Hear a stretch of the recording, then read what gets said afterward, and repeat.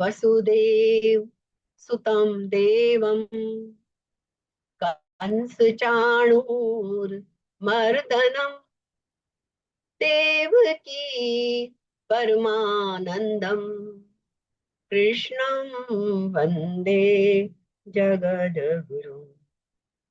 जगद्गुरु श्री कृष्ण के चरणों में प्रणाम और आप सबको हृदय से नमन। गीता की महिमा। गीता हृदय भगवान का सब ज्ञान का शुभ सार है। इस शुद्ध गीता ज्ञान से ही चल रहा संसार है। गीता परम विद्या सनातन सर्व शास्त्र प्रधान है। पर ब्रह्म रूपी मोक्षकारी नित्य गीता ज्ञान है। यह मोह माया कष्टमय तरना जिसे संसार हो, वह बैठ गीता नाव में सुख से सहज में पार हो। संसार के सब ज्ञान का यह ज्ञानमय भंडार है। श्रुति उपनिषद वेदांत ग्रंथों का परम शुभ सार है। तो ये बात तो बहुत अच्छी लगी कि जैसे मैं बेचैन हो रही थी, आप लोग भी बेचैन थे कि 2 वीक बीच में निकल गए हमारे इसके बिना। यही अ, एक तरह का हमारे लिए शुभ संकेत है। यदि हमको ये लगे कि हाँ हमने गीता पढ़ ली और समझ ली पूरी, हमने एक बार रामचरितमानस पूरा पढ़ लिया, एक बार हमने गीता पूरी पढ़ ली और हमने सब कुछ चलो पढ़ लिया, और अब हम यदि बार बार गीता पढ़ते हैं तो हमें ऊब होने लगती है कि एक ही एक चीज को क्या बार बार पढ़ रहे हैं।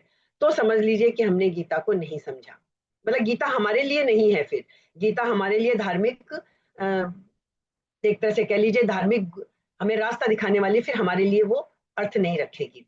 लेकिन हम बार बार पढ़ें और हर बार हमें लगे कि अरे तो कुछ नया अर्थ आ गया, हमें वो भी ना हो, बल्कि हमें इंतजार रहे कि अब आगे क्या आएगा, अब इसका क्या मतलब होगा।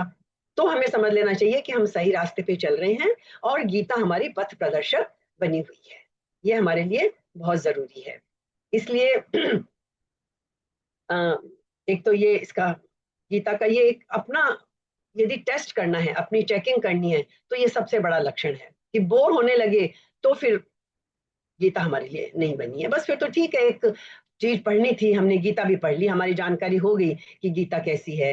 रामचरितमानस पढ़ ली, हमें पता है रामचरितमानस में क्या है, तो इससे बात नहीं बनेगी। तो अब हमारा 10वां अध्याय चल रहा है। 12, 13, 14 की हमने खूब विस्तृत व्याख्या की थी। 15वें की भी हमने बहुत विस्तृत व्याख्या पिछली बार कर ली। थोड़ी सी 1-2 बातें बची हैं, वो 15वां श्लोक कंप्लीट करके और फिर हम 16 और 17 भी आज कर लेंगे, ऐसी यदि ईश्वर की कृपा हुई तो हमने ये देखा था, हम पिछले कुछ 2-3 सेशन से मानना और जानना पे बहुत जोर है, क्योंकि ये बहुत ही जरूरी है। हम इतने धोखे में हैं, सारी दुनिया धोखे में है इस मानने और जानने के चक्कर में। मान तो हम सब कुछ लेते हैं, जानते कुछ नहीं है। वो मान मान के क्या होता है उसका नतीजा तो हम सब देख रहे हैं। तो मैं अभी थोड़ा सा ये बचा हुआ 15वां श्लोक और कंप्लीट कर देती हूँ। अर्जुन ने क्या कहा था श्री कृष्ण से कि आप खुद ही अपने आप को जानते हैं। स्वयमेव आत्मना आत्मानम वेत्थ त्वम पुरुषोत्तम। हे पुरुषोत्तम, हे पुरुषों में उत्तम, आप खुद ही अपने आप को अपने से जानते हैं। अपने आप को अपने से जानते हैं, कोई साधन नहीं चाहिए। ये सब बातें हम पिछली बार कर चुके थे। तो अर्जुन के पास साथ में ये भी बात कह रहा है कि भाई आप अपने आप को अपने से ही जानते हैं, तो मैं कैसे जान लूं आपको पूरा? मैं तो आपसे अलग हूं, आपसे बाहर हूं, तो मैं कैसे जान सकता हूं आपको?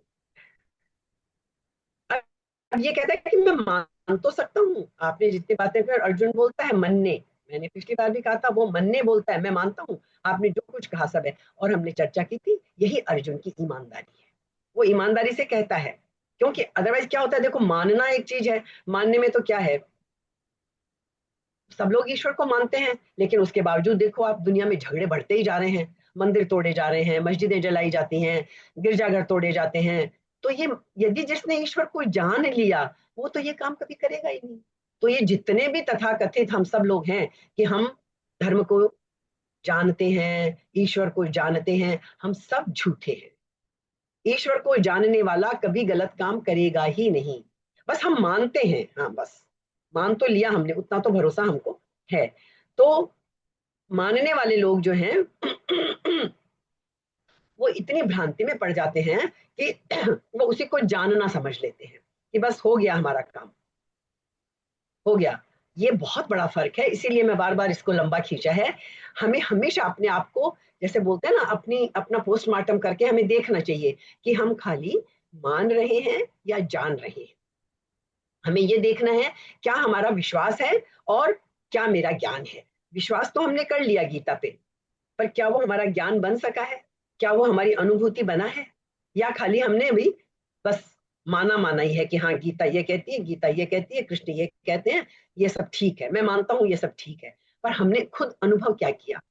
हमारा ज्ञान बना के नहीं? वो विश्वास तो हमारा है, पर वो विश्वास जो है वो हमारा ज्ञान बना के नहीं, ये देख रहे हैं। बिलीफ जो है वो नॉलेज में परिवर्तित हुआ कि नहीं। तो इसलिए अर्जुन साफ ईमानदारी से बोल रहा है कि मैं मानता हूं कि आप जो कुछ कह रहे हैं कृष्ण, वो सब सत्य है। आप सब भूतों को उत्पन्न करने वाले, ये सब हमने 5 विशेषण सब देख लिए थे। तो वो कहता है कि लेकिन ये मेरा भाव है, मेरा मेरी श्रद्धा है, मेरी प्रतीति है, लेकिन मेरा ज्ञान नहीं है, मेरा साक्षात्कार नहीं हुआ है अभी इस बात से जो कुछ आपने कहा है। ये ये हमारे लिए बहुत जरूरी बात है, इसीलिए मैं कहती हूँ अर्जुन हमारे लिए बहुत सही है, हम अर्जुन के जैसे ही हैं। हमें ये फासला अपने अंदर स्पष्ट कर लेना चाहिए, साधक को, जो भी साधक हैं, कि मेरी खाली मानना ही है कि मैं जानने भी लगा हूं। यदि हम ये फासला अच्छे से समझ लें, तो फिर वो दूसरी घटना जो सचमुच सेल्फ रियलाइजेशन की घटना है वो घट भी सकती है। क्योंकि अभी हमने एक्सेप्ट कर ली ये बात। जैसे हमने कहा ना, यदि हम बीमारी को एक्सेप्ट कर लेते हैं तो हम उसको दूर करने का उपाय करते हैं। तो यदि हम ये एक्सेप्ट कर लेते हैं कि भाई अभी मैं खाली मानता मानता ही हूँ, जानता मानता कुछ नहीं हूँ, अभी मेरा ज्ञान नहीं हुआ है, मुझे अभी मेरी अनुभूति नहीं हुई है, तो फिर हम जरूर उसके लिए प्रयत्न करेंगे। तो एक उम्मीद बचती है कि कभी हम उस ईश्वर को पा भी लेंगे। लेकिन हमने यदि मानने को ही सच सब कुछ मान लिया कि बस मान लिया मैंने सब कुछ, जो माना है उसी को वहीं पे रुक रुक गए यदि हम, कि मैंने तो पूरी गीता मान ली, मैं समझ गया, हाँ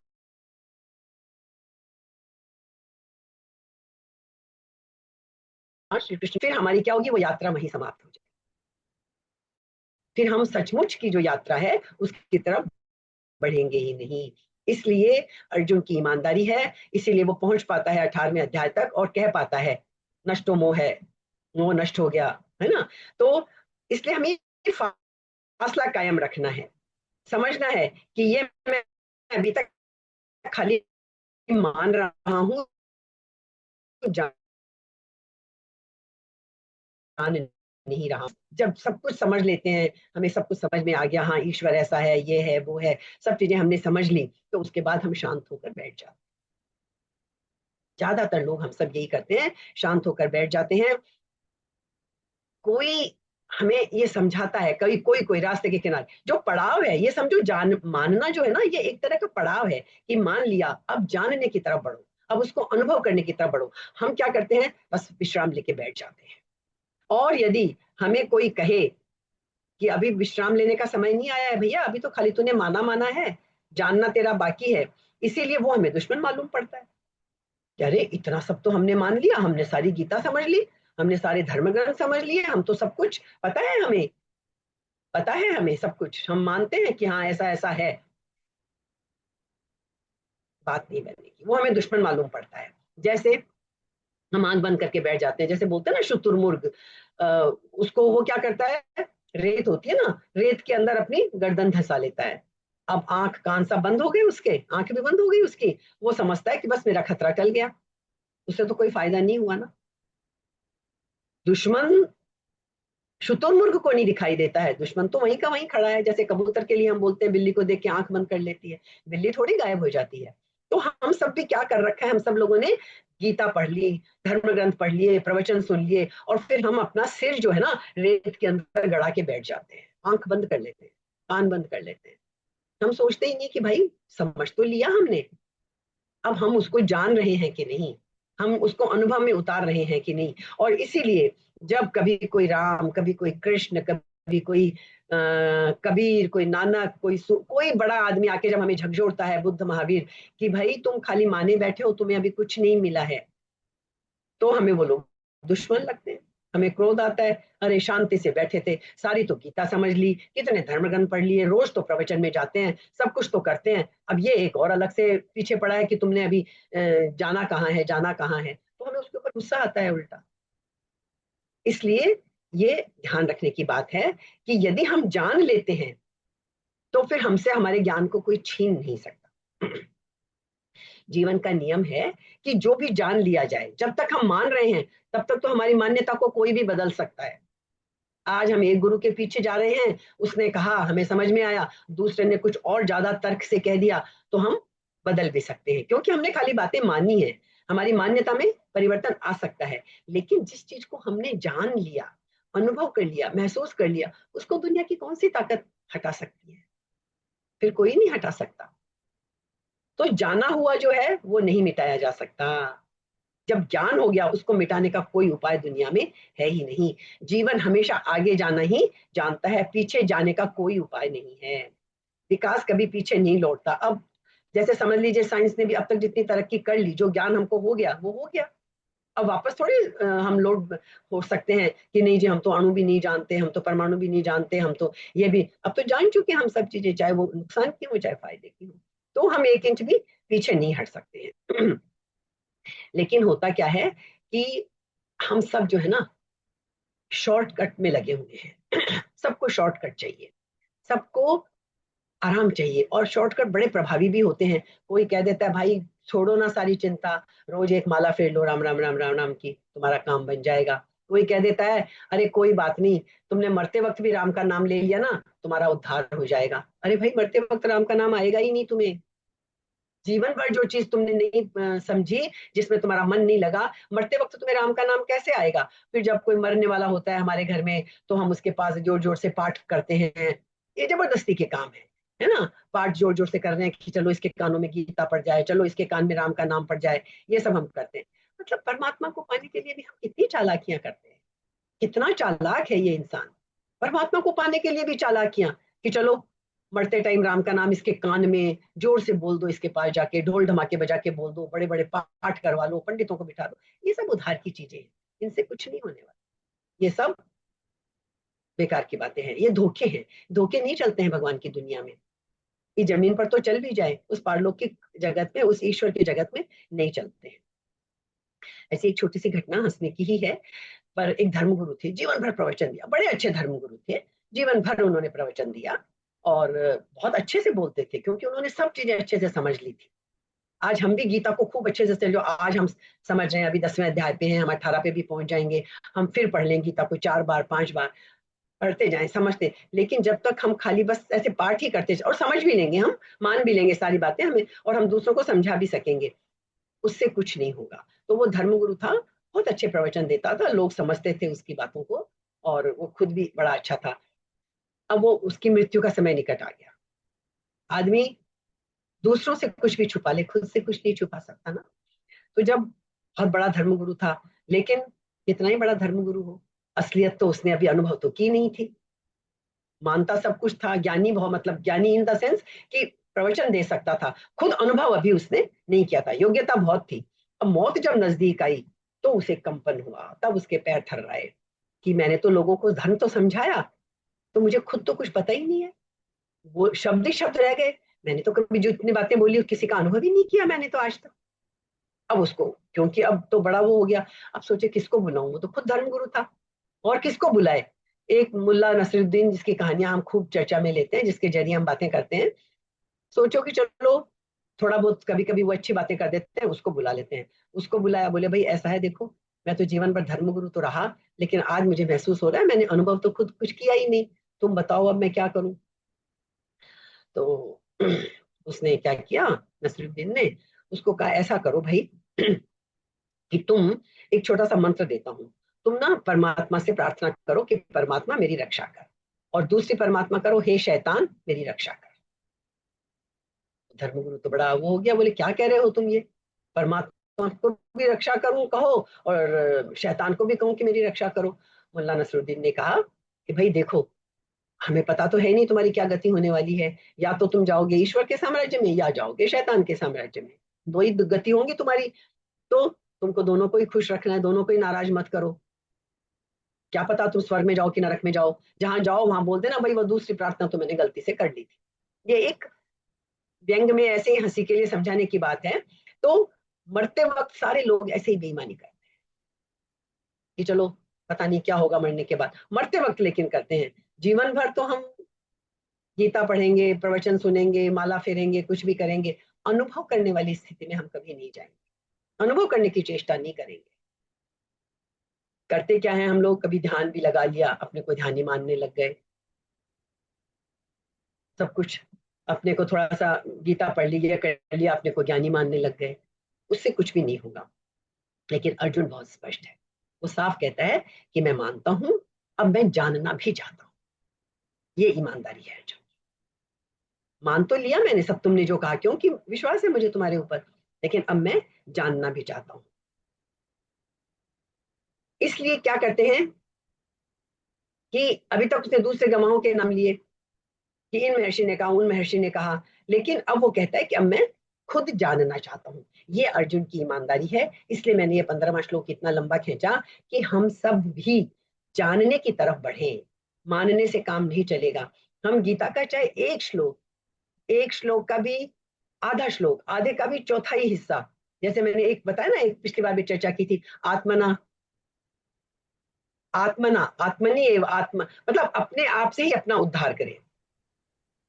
हम अपना उद्धार अपने आप से ही करें, तो एक एक चौथाई श्लोक भी जो है वो हमारा उद्धार कर देगा। लेकिन हमें जानने के रास्ते पे, अनुभव करने के रास्ते पे आगे बढ़ना। ये 15वें श्लोक में बहुत स्पष्टता से अर्जुन ने ये बात कही। अब आगे के 2 श्लोक में पढ़ रही हूँ, 16वां और 17वां। विभूतियों का ज्ञान, क्यों अर्जुन बार बार कहता है विभूतियां, क्योंकि भगवान ने जगह जगह कहा है कि यदि मेरी विभूतियों का ज्ञान जो है वो भगवान में दृढ़ भक्ति करा देता है।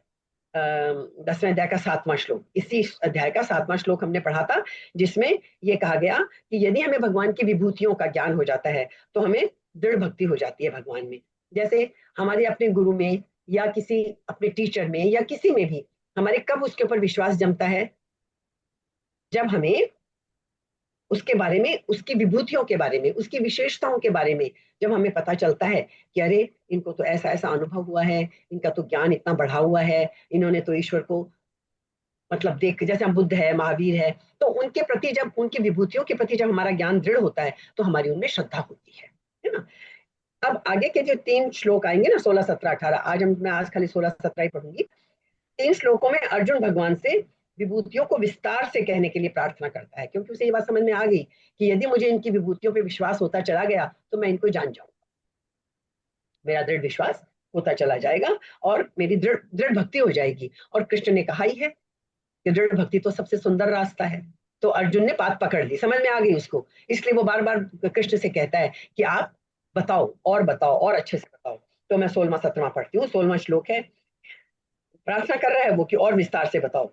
वक्तुम अर्हस्य शेषेण दिव्यात्म विभूतयः याभिर्विभूति याभिर्विभूतिभिर्लोकान् इमान् त्वं व्याप्य तिष्ठसि। संधि विच्छेद करके पढ़ती हूँ आपके लिए। इसलिए क्या कहता है अर्जुन, या भी विभूति भी, जिन विभूतियों से तुम कृष्ण भगवान, तुम ईमान लोकान, इस संपूर्ण लोकों को, ये एक ही लोक नहीं, हमने पढ़े ना कितने लोक हैं, संपूर्ण लोकों को व्याप्य तिष्ठसी, व्याप्त करके तुम जो स्थित हो, उन सभी दिव्य आत्म विभूतय, उन सभी दिव्य आत्म विभूतियों का अशेषेण है, थोड़ा बहुत नहीं, अशेषेण है, शेष ना रहे कुछ भी, संपूर्णता से वक्तुम अर्हसी, आप मुझे वर्णन करके बता दो, कुछ भी मत छोड़ो, आप अपनी विभूतियां सारी बता दो मुझे आप अपनी। ये अर्जुन उनसे प्रार्थना करता है। तो 7वें श्लोक में, इसी 10वें अध्याय के 7वें श्लोक में ये बात कही थी कृष्ण ने कि जो मनुष्य मेरी विभूतियों को और योग को तत्व से जानता है उसका मेरे में अटल भक्ति योग हो जाता है। अर्जुन को ये बात याद है। उसे सुना जब अर्जुन ने तो उसके मन में आया कि भगवान में दृढ़ भक्ति होने का तो ये बहुत ही सुगम उपाय है, बहुत ही इजी है ये तो रास्ता, क्योंकि भगवान की विभूतियों को और योग को तत्व से जानने पर मनुष्य का मन स्वाभाविक ही भगवान की तरफ खींच जाता है, स्वाभाविक रूप से भगवान की तरफ खींच जाता है मन। हमने देखा ना हमारा मन उसी तरफ खिंचता है जहां हमें पूरा दृढ़ विश्वास हो जाता है, जब हमें पता चलता है कि हाँ इस आदमी में तो कुछ है, तो हम उसकी बात सुनते हैं, अदरवाइज नहीं सुनते। तो यदि विभूतियां सुनेंगे तो खिंच जाता है, भगवान में उसकी स्वाभाविक की भक्ति जागृत हो जाती है। अब अर्जुन अपना कल्याण करना चाहता है, सिंपल सी बात है, वो मानता है कि मुझे अपना कल्याण करना है, मैंने मान तो लिया, अब मुझे जानना है।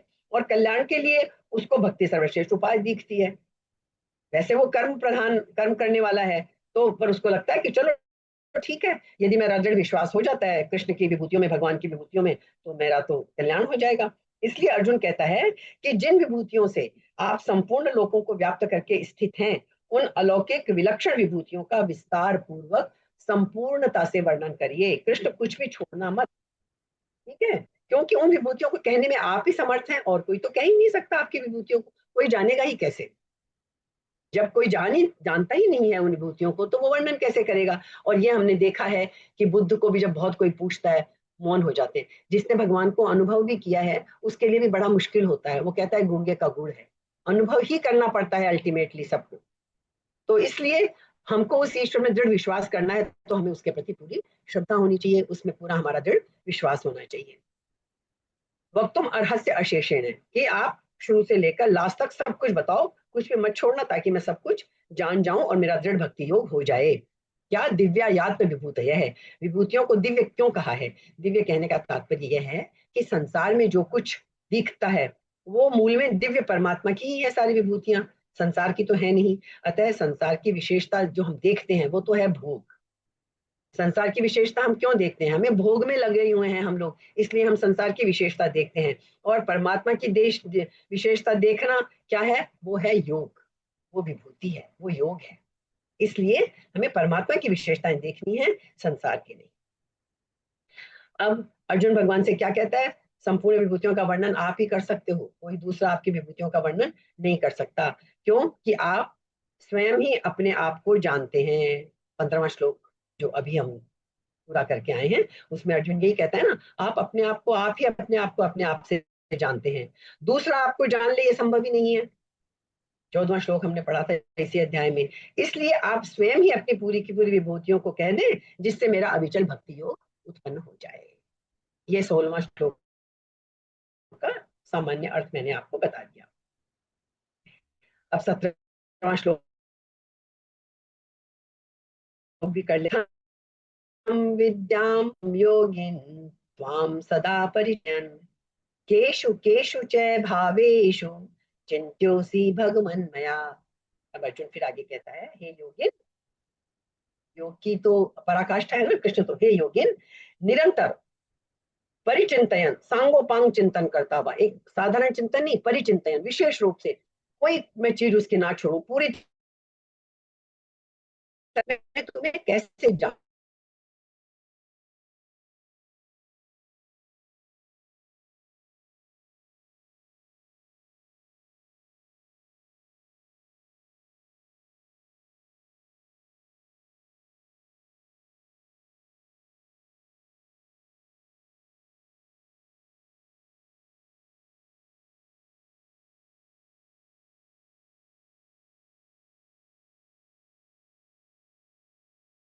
तो मेरी भक्ति दृढ़ हो जाएगी।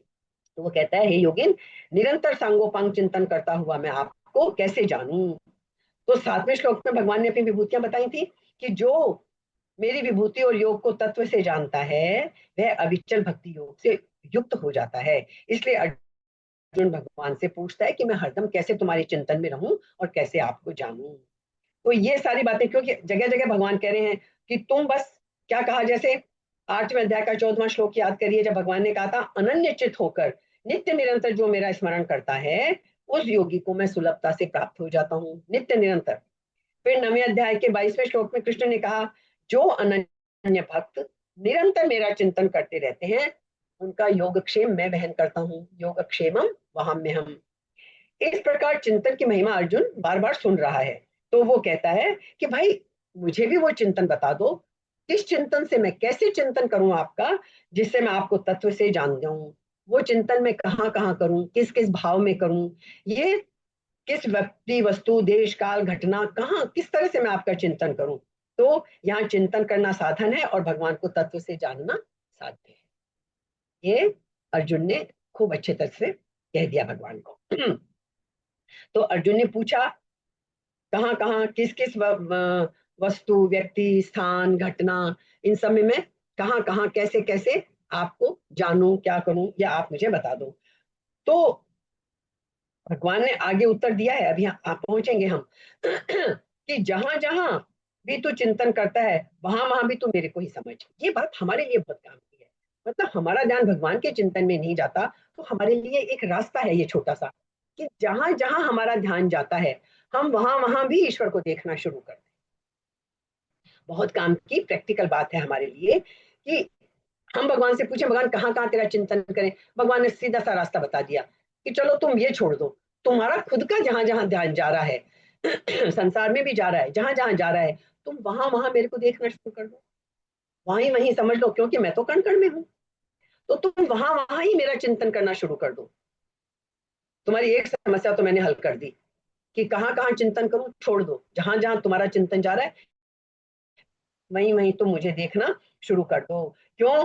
क्योंकि मैं तो सब वस्तु, सब व्यक्ति, सब देश, सब काल, सब परिस्थिति, सब में परिपूर्ण हूँ। इसलिए किसी विशेषता की, महत्ता की, सुंदरता आदि को लेकर जहां जहां तेरा मन जाता है, तुझे ये सुंदर लगता है दुनिया में, वहां तेरा मन जाता है, तुझे कोई चीज विशेष लगती है वहां तेरा मन जाता है, तो जहां जहां तेरा मन जाता है तो वहां वहां मेरा ही चिंतन कर।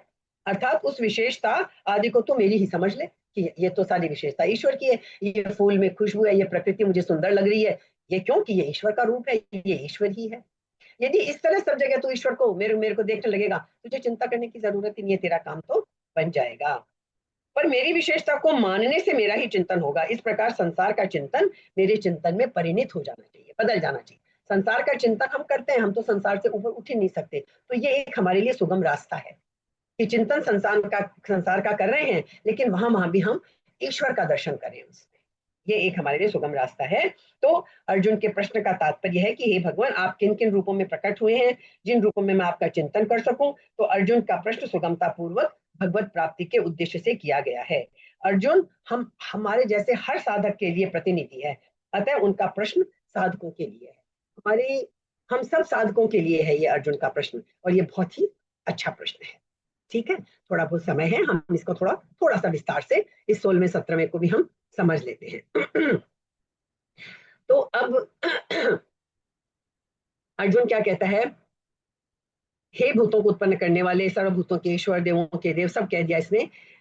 ये कहता है कि कितने ही हृदय से कहूं कि मैं आपकी हर बात को मानता हूं, लेकिन फिर भी मैं स्पर्श नहीं कर पाया हूं, मेरा अस्तित्व इनको नहीं छू पाया है। फिर भी ऐसा मैं अभी तक जाना नहीं हूं। इसलिए आप उन दिव्य विभूतियों को संपूर्णता से कहिए, अपने आप के अस्तित्व को पूरा उघाड़े, मेरे सामने पूरा दिखा दे मुझे, मंदिर के द्वार खोल दे पूरे, तो मैं प्रवेश कर सकूं। ऐसे अर्जुन प्रार्थना करता है। मैं तो दरवाजे के बाहर से दस्तक दे रहा हूँ, मुझे अभी दरवाजे के अंदर आने दो प्रभु। ये अर्जुन प्रार्थना करता है। मैं पुकार रहा हूँ लेकिन बाहर से, है ना, पीठ करके पुकार रहा हूँ। हम भगवान की तरफ पीठ करके पुकारते हैं। पीछे भगवान तो सब जगह है, पर हम पुकार तो रहे हैं, लेकिन वो द्वार पे जाके नहीं, द्वार पे भी दस्तक दे रहे हैं, अंदर प्रवेश हमारा नहीं हो रहा है। तो अब मैं तो कुछ बोल ही नहीं सकता, आप ही बताओ अपनी टोटलिटी को, अपनी समग्रता को आप ही बताओ। तो ये एक, भाई हम ज्ञान है समझ लीजिए बहुत सारा, हमने ज्ञान समझा भी तो क्या है, क्या पूरा ज्ञान हमको हो जाएगा क्या? कोई चीज हम, जैसे पानी है, सागर है, हमने मुट्ठी में पानी भरा, मुट्ठी भर तो चीज हमारे अंदर आ गई, पर पूरी तो नहीं आई ना, सागर तो अभी बाहर है। तो वो अर्जुन कहते हैं मुझे तो सब कुछ समझना है। बहुत गहरी वेदना है अर्जुन के, तड़प आ रही है इस बोलने में। वेदना यह है कि मैं कैसे कहूं और क्या कहूं, जो भी मैं कहूंगा वो अधूरा होगा, क्योंकि मैं पूरा जान ही नहीं पाया हूं आपको। तुम्हारी विभूति, तुम्हारा ऐश्वर्य तो प्रभु अपार है, इसलिए उसका ना कोई आदि है ना कोई अंत है, कहीं कोई छोर नहीं। मैं कहाँ सीमा खींचूं, ऐसा कोई मुझे आधार नहीं मिलता। मैं तुम्हारे संबंध में कैसे बोलूं, है ना। इसलिए तुम ही अपनी समग्रता को खोल दो मेरे लिए, तो शायद मैं कुछ जान जाऊं। कितनी सुंदर, मतलब अर्जुन ने अपनी वेदना पूरी व्यक्त कर दी। ठीक है। इसीलिए देखो आप भक्तों ने भी क्या कहा है, हमने पिछली बार भी चर्चा की थी, जिन्होंने प्रेम से प्रभु की तरफ यात्रा की है, जिन भक्तों ने, जो नामी 8 10 15 20 गिने चुने लोग दुनिया में में हैं और जिनके पास बुद्धि का बहुत बोझ नहीं है, जिन्होंने प्रेम से भगवान को पाया है, हृदय की उड़ान से, हृदय से जिन्होंने ईश्वर की व्याख्या करनी चाहिए, उन्होंने फिर उसकी व्याख्या सगुण रूप से की, स्वभावतः उन्होंने सगुण रूप से की। फिर क्या करता है, दूसरी तरफ जिन्होंने हृदय से नहीं, सीधे ज्ञान से उसकी तरफ कदम बढ़ाए। गीता बार बार कहती है रास्ते तीनों ठीक है, ज्ञान का भी, भक्ति का भी और कर्म का भी। जिसकी जो प्रवृत्ति है, जिसका जो स्वभाव है, वो उसी से चले। तो प्रेम के रास्ते से तो हृदय से चला जाएगा, ज्ञान से जिसने कदम उठाए, राग और प्रेम का कोई भी सहारा नहीं लिया उन्होंने, वैराग्य और शुद्ध तर्क से, शुद्धतम तर्क से, उनको ईश्वर निर्गुण निराकार लगा। क्योंकि जो भी विचार की आत्यंतिकता को पकड़ेगा ना, तो उसे तो निराकार और निर्विकार ही लगेगा, उसको तो अंततः शून्य दिखना शुरू हो जाएगा। तो अब भक्त तो क्या गुणों की चर्चा करता है, ज्ञानी कहता है कि भगवान तो निर्गुण है। दोनों झगड़ते हैं, है ना। निराकार को मूर्ति बाधा देती है, वो कहता है तोड़ो। जैसे मुसलमान कहते हैं कोई ईश्वर की मूर्ति वूर्ति नहीं होती है, तोड़ो मंदिरों को। अरे जिस दिन तुम ईश्वर को जान लोगे, उस दिन तुम्हें उस मूर्ति में भी भगवान दिखाई देगा। इसीलिए बार बार कहा जाता है कि कुछ आकार से भी पहुंच सकते हैं। जैसे हम तो, हमारे यहाँ तो इतनी है कि पत्थर को ही पूज लो, पत्थर में भी भगवान को देख लो तो भी भगवान को पा सकते हो। तो कोई पूज के, मूर्ति को पूज के भगवान तक पहुंच सकता है, कोई कर्म करके, कर्म में ही भगवान को देख के पहुंच सकता है। और जिसको आकार नहीं चाहिए, वो अपना, वो कहता है तोड़ो मूर्ति वूर्ति, कुछ नहीं, तोड़ो इसको। वो तो जो प्रेम करता है वो तो भगवान को फूलों से सजाता है, मालाएं पहनाता है। रोज हम लड्डू गोपाल के नए नए वस्त्र लाते हैं, हम प्रेम में डूबे हुए, जो भी लड्डू गोपाल की सेवा करते हैं। तो एक तरफ ईश्वर को कहने वाले लोग हैं कि निराकार है, वो कहने वाले भी लोग हैं। तो वो कहते हैं तोड़ो मूर्ति को, वो चलती रहती है। तो अब हमें कुल मिला के समझना क्या है। अब हम बहुत ज्यादा आगे विस्तार में नहीं जाएंगे, शायद हमारा बहुत ज्यादा समय भी अब नहीं ही बचा होगा। तो ये हमने कर लिया, 16वां भी कर लिया, 17वां भी कर लिया हमने। तो अब हमको अपने लिए क्या चीज समझनी है, क्या चीज पकड़ के बैठना है हमें, इस पे शांति से विचार कीजिए। कई बार क्या होता है, हमने थोड़ा सा ध्यान लगाया, आंखें बंद कर ली, 2 मिनट के लिए बैठ गए और हमने सोच लिया हमको तो, हम तो ध्यान ही हो गए, हम तो ध्यान लगाते हैं। माला फेर ली, राम राम राम राम राम राम कर लिया, तो भगवान का नाम लेते हैं। हम रोज मंदिर जाते हैं, रोज गीता का पाठ करते हैं, रोज रामचरितमानस का पाठ करते हैं, जो जो जिस धर्म का है, कि हम तो सब रोज तो पाठ करते हैं, रोज सब कुछ कर रहे हैं। बताओ, ये हमें जानना होगा कि ये सब चीजें जो है ना, ये साधन के रूप में तो इस्तेमाल की जा सकती है। इनसे कुछ, यदि हमें सचमुच धार्मिक बनना है, हमने धर्म का क्या मतलब समझा था, वास्तविक अर्थ धर्म का क्या है, सेल्फ रियलाइजेशन, सत्य को पहचानना। तो वो यदि सत्य को पहचानना है, तो हमें वास्तव में धार्मिक होना पड़ेगा। धर्म, और उसके लिए मानना मानना मानना से नहीं चलेगा, मान सब कुछ लिया, गीता की हर बात हमने मान ली, जानना पड़ेगा। यदि गीता का हम एक ही श्लोक पकड़ लें, आत्मनि एव आत्मना उद्धरे, अपने ही द्वारा, अपने ही अंदर अपना उद्धार हमें करना है, तो फिर हमारे पास क्या रहा, हमें कोई परेशान नहीं होना दुनिया में भागने के लिए, माला फेरने के लिए, पूजा पाठ करने के लिए। ये सब साधन है, इनसे अच्छा लगता है तो कर लो, लेकिन इससे जानना नहीं हुआ है प्रभु को। तो सारा फोकस हमें करना कहाँ है, जानने पे करना है। तो इसलिए अब हमको करना क्या चाहिए कि देखिए, अब ये दोनों व्याख्याएं हमने देखी, अभी हमने निर्गुण साकार, दोनों कलहपूर्ण मालूम पड़ती है। क्योंकि हमने देखा भक्त जैसे गुणों की चर्चा करता है, ज्ञानी कह रहा है निर्गुण ही परमात्मा है, भक्त मूर्ति बना रहा है, ज्ञानी कह रहा है मूर्ति बाधा है। भक्त आकार दे रहा है और ज्ञानी कह रहा है तोड़ो आकार को।